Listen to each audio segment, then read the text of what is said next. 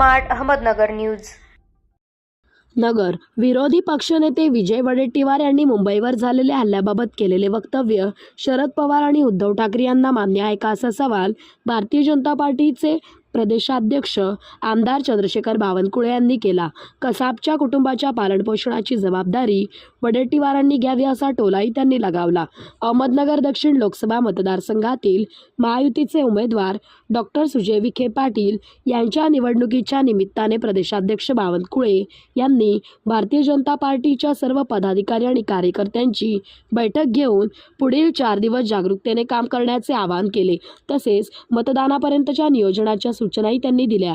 याप्रसंगी खासदार संजय काका पाटील, आमदार आशिष देशमुख, खासदार विकास महात्मे, आमदार मोनिका राजळे, जिल्हाध्यक्ष दिलीप भालसिंग, शहराध्यक्ष अभय आगरकर यांच्यासह पदाधिकारी उपस्थित होते। आपल्या भाषणात आमदार बावनकुळे म्हणाले की यंदाची लोकसभेची निवडणूक ही 2047 पर्यंतच्या विकसित भारतासाठीची निवडणूक आहे। आपले प्रत्येक मत हे देशामध्ये 3 कोटी लखपती बनवणार आहे, 4 लोकांना घर देणार आहे, सूर्यघर निर्माण करणार आहे आणि 13 तारखेची निवडणूक वन नेशन वन इलेक्शन आणि समान नागरी कायद्याची अंमलबजावणी करण्यासाठी सुद्धा खूप महत्त्वपूर्ण आहे। त्यामुळे या निवडणुकीत देशातील पूर्ण जनता ही पंतप्रधान नरेंद्र मोदीजींच्या पाठीशी खंबीरपणे उभी आहे। नगर येथे येऊन प्रधानमंत्र्यांनी आपल्याला नमस्कार केला असल्याने विकसित भारताच्या मतदानाची आहुती 100% मतदान घडवून आपण द्यावी, असे आवाहन त्यांनी यावेळी केले। त्यावर बोलत नाही। यामुळे उद्धव ठाकरेंकडून आता सर्व अपेक्षा संपलेल्या आहेत आणि मला वाटतं उद्धव ठाकरे हे मताच्या राजकारणाकरता एवढे लाचार झाले आहेत की त्यांना या महाराष्ट्रामध्ये आता स्वर्गीय हिंदू सम्राट बाळासाहेब ठाकरेचे सारे विचार उद्धव ठाकरे सोडून काँग्रेसच्या सोनिया गांधीच्या दरबारात त्यांनी मुजरा लावलेला आहे।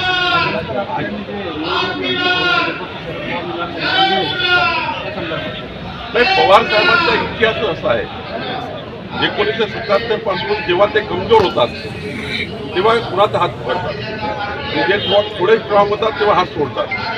आता शरद पवार साहेबांना माहिती आहे की बारामती गेली, पश्चिम महाराष्ट्रात गेलं, मग उरलं काय?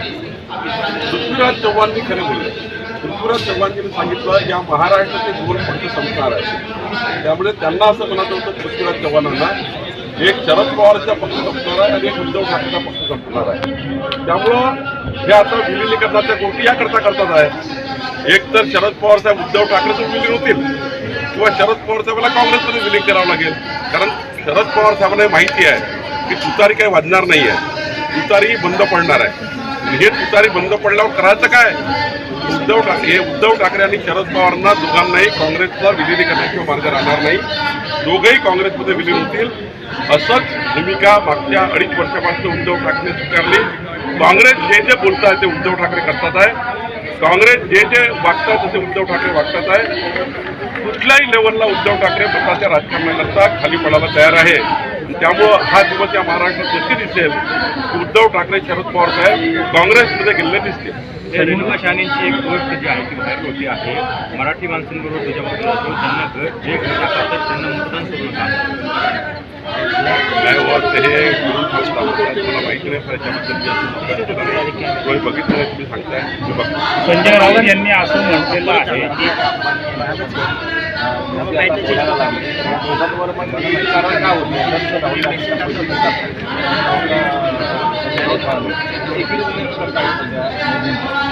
मोदीजींना शिव्याशाप देऊनच ते राजकारण करू शकतात। 55 वर्ष काँग्रेसची सरकार चालवली, 55 वर्षाचा हिशोब जेव्हा देता येत नाही, मोदीजींनी 10 वर्षाचा हिशोब जनतेला दिला।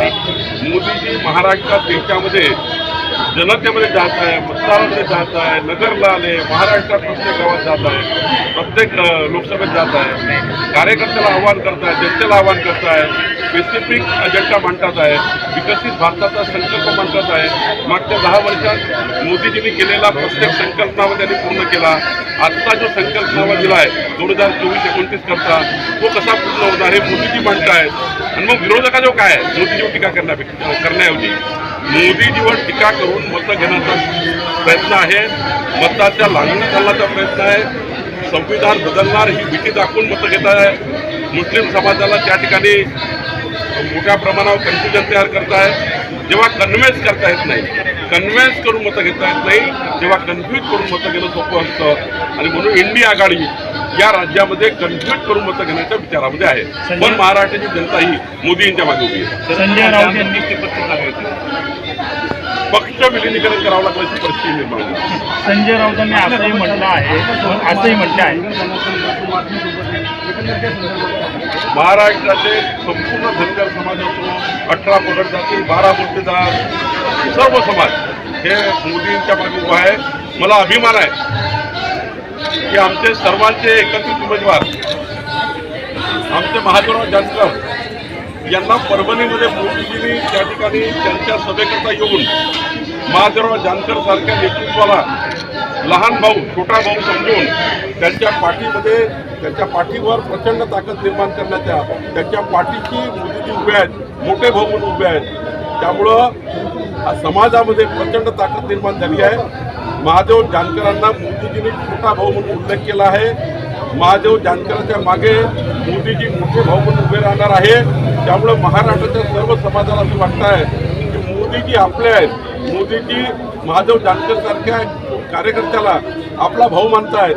आणि उद्धव ठाकरे हे महादेव जानकरांची जमानं जप्त करायला निघाले. उद्धव ठाकरे त्यांना रेल्वे टपरीवर झोपू असे बोलले. उद्धव ठाकरेंनी त्यांना एक सर्वसाधारण गरीब माणसाला, जो तांड्या पांड्यावर राहणारा महादेव जानकर सारखा नेता, त्यांना उद्ध्वस्त करायकरता उद्धव ठाकरे निघाले. या महाराष्ट्रातला धनगर समाज असो, की रामोशी समाज असो, की कोळी समाज असो, 18 पगड जाती, 12 गुंठेदार, ते उद्धव ठाकरे आणि शरद पवार साहेबांना मतदानाच्या माध्यमातून त्या ठिकाणी